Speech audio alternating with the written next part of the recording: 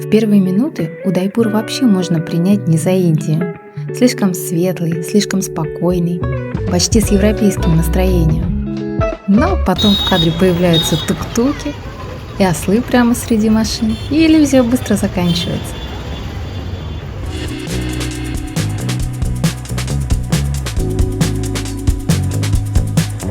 Но самое необычное в этом городе ждало нас не на улице, а там, где мы поселились.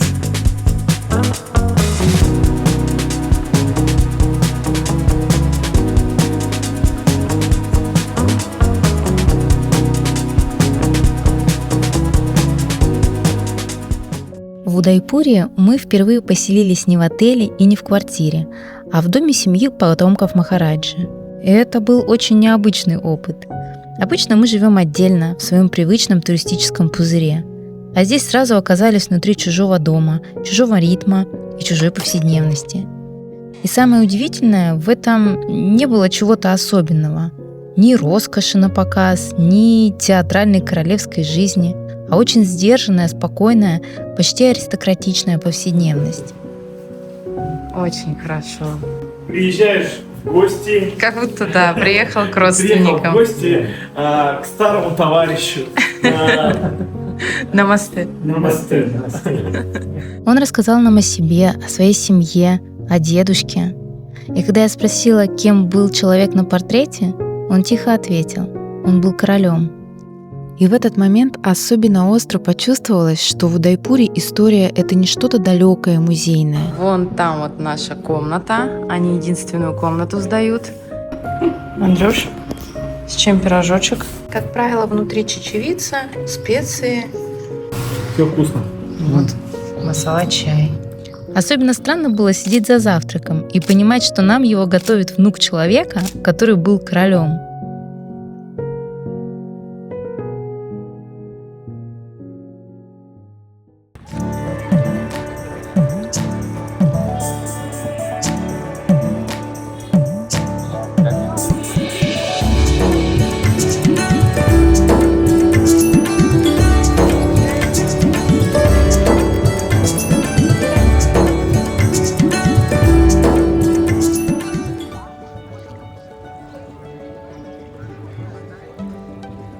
Вот прекрасное место, отдыхают люди. Очень здесь располагающая атмосфера. А вот такие вот места, лестницы, уходящие в воду, называются гхатами. Это такие общественные пространства, которые притягивают обычно много людей, чтобы сидеть, общаться, смотреть вдаль, смотреть на воду, любоваться городом. Очень классная затея.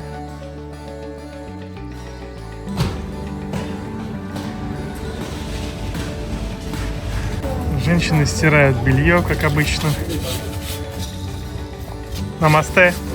Больше всего мне нравится тот момент, когда город перестает быть просто красивым видом и становится обычной жизнью. На гхатах люди отдыхают, стирают белье, моются, просто сидя у воды. И именно здесь Удайпур становится по-настоящему живым, не открыточным, не туристическим, а человеческим.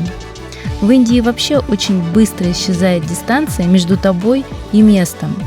Даже когда кто-то просто хочет с тобой сфотографироваться, ты уже не только наблюдатель, а часть общего потока.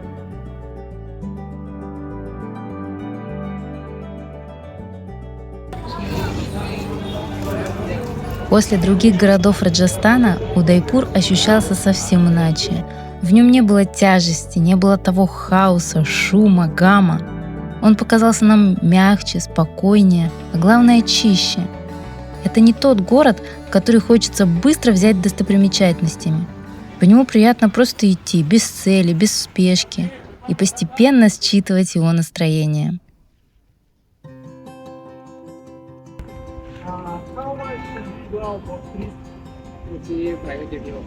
Буквально через несколько минут начнется наша экскурсия по озеру Пичола.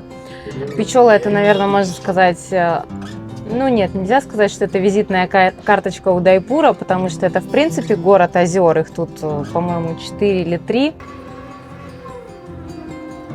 Озеро Пичола неприродное. Его создали в 1362 году. И, наверное, поэтому Удайпур так удивительно выглядит с воды. Кажется, будто весь город с самого начала задумывался как сцена для дворцов, островов и отражений. Вообще, чтобы понять Удайпур, важно знать одну вещь. Это бывшая столица Мевара, исторического княжества, которое существовало здесь много веков. До середины 20 века Индия вообще не была единым государством в современном смысле. Кроме британских территорий, здесь были сотни княжеств, и Мевар был один из них, а Удайпур его столицей. Правителей Мевара называли махаранами, а не махараджами. Это была местная династическая традиция. А это Джаг-Мандир, островной летний дворец на озере Печола. Его начали строить еще в 17 веке. И такие места как раз лучше всего объясняют, почему Удайпур воспринимается не просто как город, а как целый мир воды, дворцов и очень живописной истории.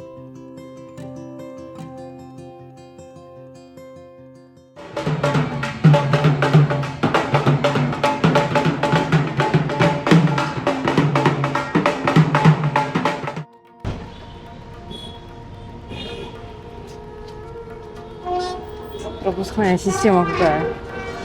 Интересно. Мы зашли в храм Джагдиш, один из самых известных храмов Удайпура.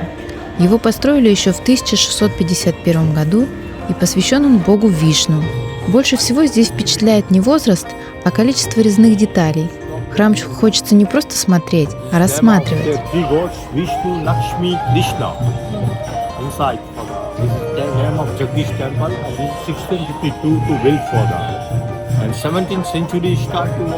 Но сильнее всего запомнилось даже не это, а то, что местный начал нам рассказывать о храме не как о памятнике, а как о чем-то очень близком и своем.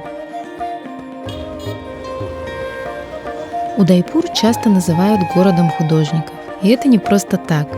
Здесь сложилась целая школа миниатюрной живописи Мевара, которую веками поддерживал королевский двор. И поэтому художник на улице здесь не как туристический аттракцион, а как продолжение старой городской традиции. Мы, конечно, не удержались и купили себе картину.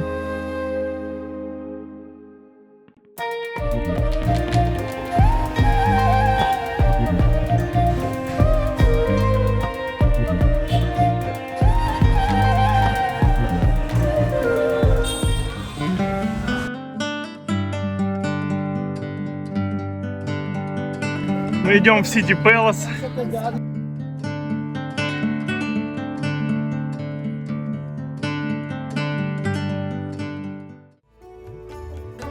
Сити Пэлас — это большой город в городе. Это комплекс замков. Строился 400 лет.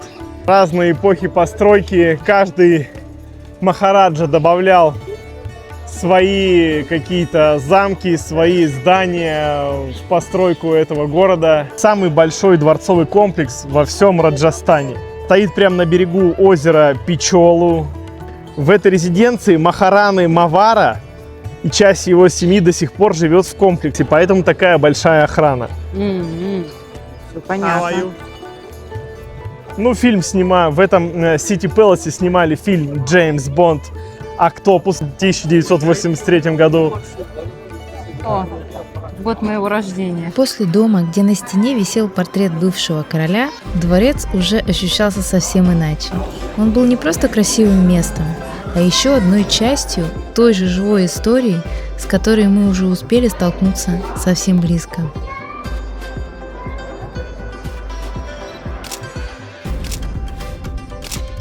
Тончайший мрамор, который просвечивает солнце. Как будто там стоит свеча.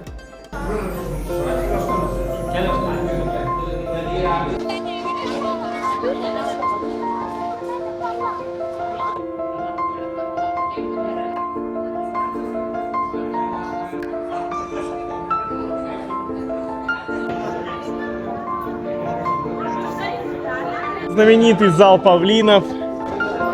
Все в мозаиках. Детализация шикарная.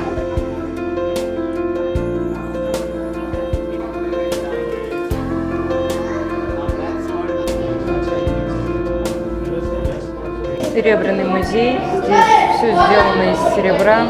Видите, роскошество какое. Ну вот, друзья, серебряная колыбель. И вот обратите внимание, как модно было расчесывать бороды. Может, вы захотите перенять моду Махараджи. В City Palace больше всего удивляет не размер, а то, как он устроен внутри. Снаружи он кажется цельным, а на самом деле это целый лабиринт из дворов, переходов и маленьких дворцов, которые соединялись веками. И, наверное, именно поэтому в конечном итоге мы с трудом нашли выход из этого дворца. Ну а мы не можем выйти из замка, мы не можем найти выход. Мы уже идем, я не знаю, какой час. Нам же пора поесть. Мы уже очень устали. Искусство требует жертв. Нет, а еще путешествие, это очень тяжело. Да. Ты же должен смотреть эти замки все.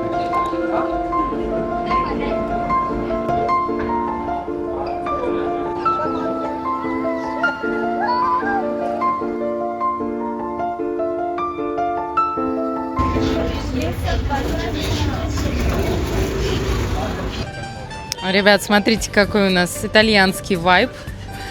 А музычка тут такая играет. Ресторанчик. Мы чуть с голоду не умерли. Ну вот, пока нашли место, где поесть. В итоге Андрюшка сейчас будет хлебать вот эту зеленую жижу. Знаешь, супчик из шпината. Ну что здесь курицы опять нету.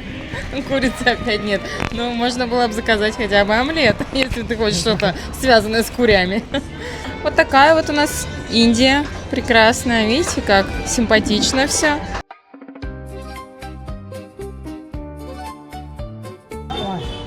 Вот такое аутентичное место. Масала. Авокадо-тост с помидоркой и с луком. Такая вот такой зелененький соус индийский. Он такой остренький. Вообще. Перфект. Ну, отлично все. 4 тостика вот таких было 200 рублей. Суп съели за 150. Макароны с сыром 200. Ну вот, на 500 рублей поели. Очень вкусно поели. Ну, сидим на улице. Все отлично.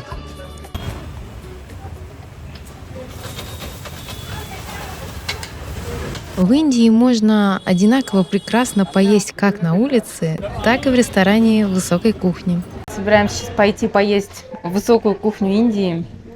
Если у нас получится, конечно. Потому что в Удайпуре довольно-таки многие рестораны открывают кухню после 6. Посмотрим.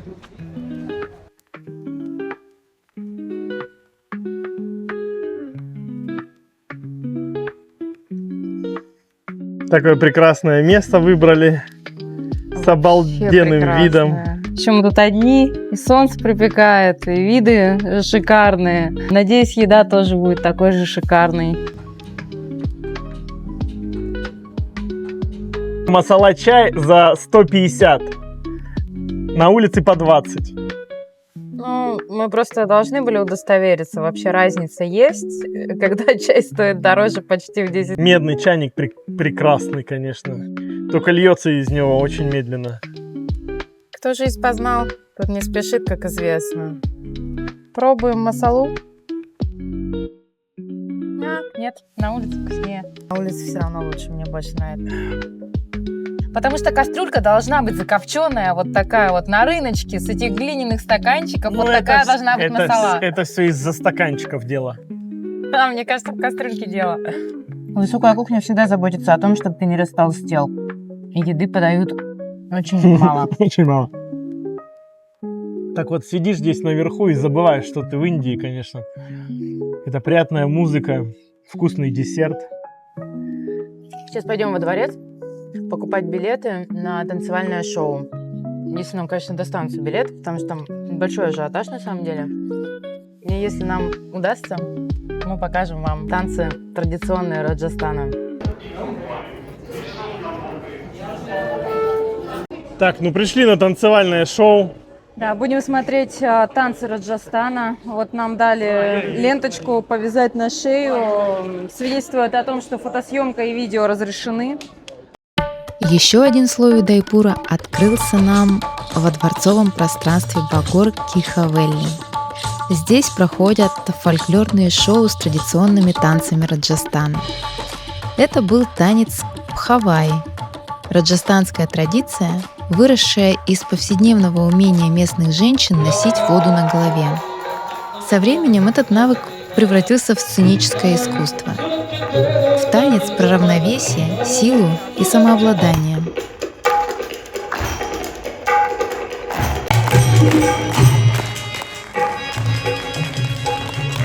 На этот вечер мы шли вообще без особых ожиданий, но ушли под огромным впечатлением.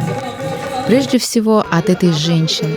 Сосуды на ее голове добавлялись один за другим. И с каждым новым момент все меньше воспринимался как просто красивый номер.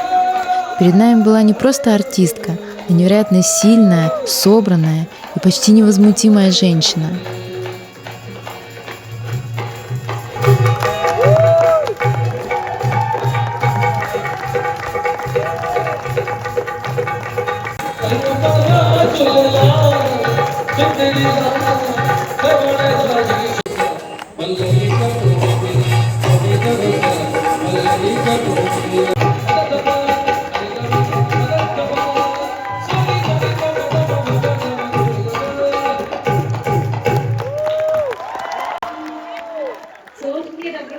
Yes, you know.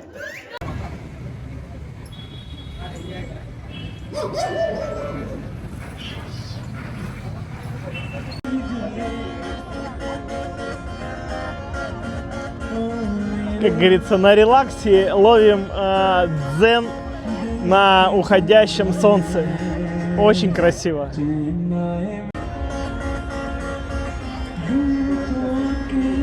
Видите, какая красота.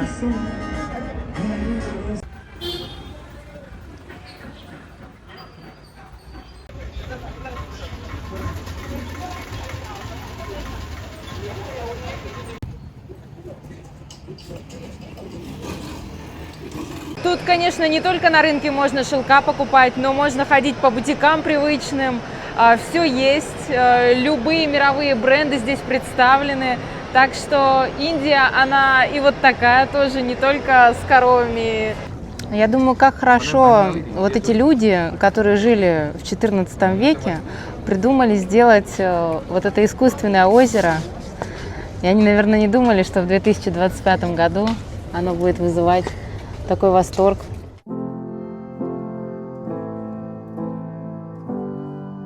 Удайпур нам запомнился не чем-то одним, не только домом, где по утрам нам готовил завтрак внук короля, не только дворцом, озером, вечерними улицами или людьми на кхатах. Он запомнился тем, как здесь все складывается в одно цельное ощущение. Дом, вода, старый храм, художник, танцы, разговоры, обычная жизнь у воды, вечерний свет. И, наверное, именно поэтому Удайпур остался у нас не просто красивым городом, а местом с очень редким состоянием, спокойным, светлым, живым.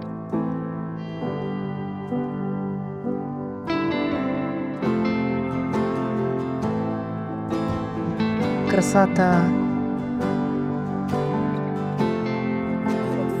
Подписывайтесь на наш канал, Ставьте лайки пишите комментарии, и нажимайте на колокольчик, чтобы не пропустить новый фильм. оставайтесь с нами.